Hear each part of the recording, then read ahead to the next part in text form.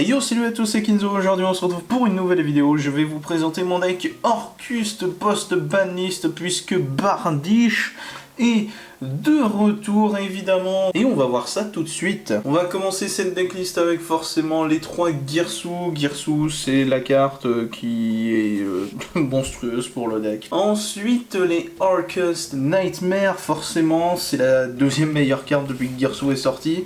Et avant Girsu c'était le meilleur. Ensuite 2 squelettes, voilà le bon vieux squelette, x2 pour le grind game, parce que sinon sinon x1 ça sert à rien tout simplement. Un brass bombarde pour éviter les briques du Orcuste Nightmare, et puis même pour faire un petit peu d'extend, c'est toujours utile, ça m'est déjà arrivé de réussir à extend pas mal grâce à lui. Évidemment, on joue de baguette parce que bah, c'est fort, tout simplement, ça recovery, ça peut spé baguette, voilà, si jamais on en a 2 en main. Ensuite, le Gizmek, voilà, on garde Gizmek dedans parce qu'il est tutorisable, c'est de l'extend, ça se spé, ça pète des cartes hein, si jamais il reste sur le board. Ensuite, je joue un line-up de Danger, je joue le Bigfoot parce qu'il a 3000 d'attaque. Et autrement, il peut péter une carte s'il est défaussé, donc c'est vraiment intéressant. Puis après, je joue un line-up logique de Orcuste, c'est-à-dire Nessie, Mossman. Chupacabra, c'est pas obligatoire, mais je trouve que c'est intéressant, puisque si la partie dure un peu, ben, si on peut reboard un Bigfoot, c'est utile. Ensuite, bien sûr, ce bon vieux Tsushinoko et évidemment, le dernier, ça sera Jackalope. Voilà, c'est un line-up tout à fait classique, hein, pour être honnête. Ensuite, forcément, Bardiche est de retour. Du coup, on va jouer un ancien cap et une fois les bots, voilà, pour les Phantom Knight. Juste ça, comme monstre, je trouve que c'est vraiment suffisant. Ensuite, je joue un Dark Greffer pour éviter la brique de Gizmek, Nightmare, Baguette, entre autres. Et un Chevalier Armageddon pour faire de la norme, hein, tout simplement, parce que c'est un des meilleurs starters d'Orcuste. Du coup, on va jouer l'Engine Dragoon, forcément le Dark Magicien et le Red Eyes.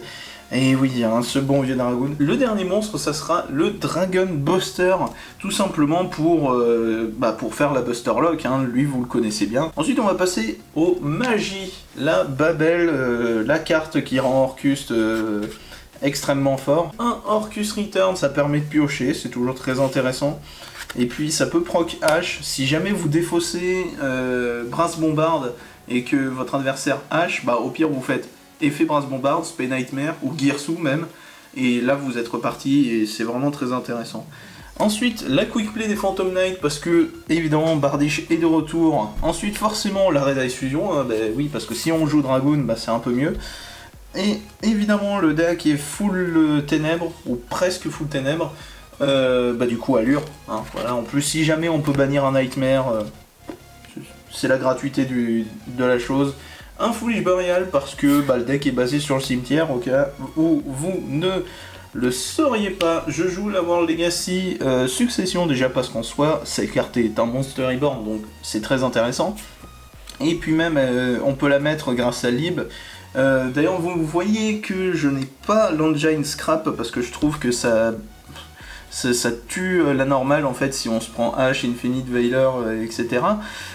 Du coup finalement après des tests je trouve que le jouer comme ça est plus intéressant. Du coup oui, le gigaboard ne se fait pas, mais c'est beaucoup plus stable, voilà. Évidemment un Monster Reborn, parce que Monster Reborn c'est toujours la base, voilà, cette carte est très très forte. Niveau piège, on commence avec un Crescendo Orcuste, c'est simple, il a toujours été x1, toujours vivant, toujours présent. Les deux Fogblade, il y a des gens qui la jouent à 3, je trouve que c'est giga brique, étant donné qu'on peut la tuto, enfin non, c'est pas une brique, c'est juste, ça aurait pu être une carte plus sympathique à avoir en main. Mais bon, la petite Brigandine, pour la simple et bonne raison que c'est un extend, ça permet pas de faire Galatea, étant donné que c'est un monstre normal, mais ça reste toujours très intéressant si vous avez que ça pour faire de Galatea un Bardiche. C'est très intéressant. Et au final, les 3 Infinite, parce que je trouve que c'est peut-être une des meilleures entrappes actuelles, sachant que Triple Tacite, et oui, il faut dire Triple Tacite, hein, puisqu'il y a une faute, étant donné que c'est une piège, elle prend Enfin, elle ne proc pas triple tacite que. Ensuite, pour l'extra deck, 2 Galatea, puisque à 2 c'est suffisant en fait. Ensuite, on joue 2 Dingirsu. Dingirsu, cette carte est aussi absolument démentielle. On la respect, on vire une carte, enfin, bref, cette carte n'a pas de sens. VFD, du coup, étant donné qu'on peut se le permettre extrêmement facilement, du coup, voilà, VFD c'est limite une win condition à lui tout seul en fait, vu comme il va bloquer tous les effets de monstre. Le Bardiche, voilà, bah, le fameux, hein, il est de retour, du coup on va pas se priver de le jouer. Le Dragoon, forcément, hein, vous avez vu l'Engine Red Eyes, du coup bah Dragoon est là. Hein. Ensuite, on joue un Boral Sword pour l'OTK. Si vous avez Access Code, jouez-le. Parce que Access Code est limite meilleur que Boral Sword, même il est meilleur. Je ne l'ai pas, du coup je joue Boral Sword, et aussi parce que j'adore Boral Sword. Si vous avez Access Code, jouez-le. Vraiment, jouez-le à la place de Boral Sword. Ensuite je joue une Apollousa, c'est toujours intéressant comme carte si jamais vous avez soit pas placé un bon board, soit pour assurer votre deuxième tour.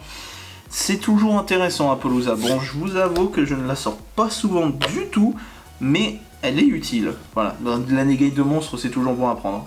Ensuite, Nightmare Unicorn, pour la simple et bonne raison, Hip Mascarena. Voilà, c'est tout. Ensuite, étant donné qu'on a Dragon, on joue la Verte Anaconda. Cette carte est démentielle aussi. Hip Mascarena, du coup, hein, voilà, en conséquence. La Union Carrière, voilà, pour faire la Buster Lock. Et puis, même pas forcément la Buster Lock, en fait. Si jamais votre adversaire ne joue pas d'extra deck, hein, ce qui est totalement probable, et ben vous allez équiper à, je sais pas, on va dire un monstre à la con, vous allez lui équiper le Orcus Nightmare, faire une link, et là vous avez le Nightmare dans le cimetière et vous faites des effets. Bref, c'est intéressant. Ensuite, Lib joue quand même Lib parce que quand elle est utilisée comme ce matériel de link, on dégage une carte adverse et c'est très intéressant. Et puis le truc elle peut set une Monster Reborn, quoi, voire Legacy Succession, donc c'est très intéressant, voilà. Et le petit dernier, c'est notre ami Linkuriboh, tout simplement parce que bah, c'est lui qui permet de lancer le combo avec Girsu, hein, tout simplement. Du coup voilà, ce bon vieux Linkuriboh est absolument intéressant. Voilà pour ce qui est de cette decklist Orcus. Du coup voilà, j'espère que cette vidéo vous aura plu. C'était Kinzo. Allez, salut!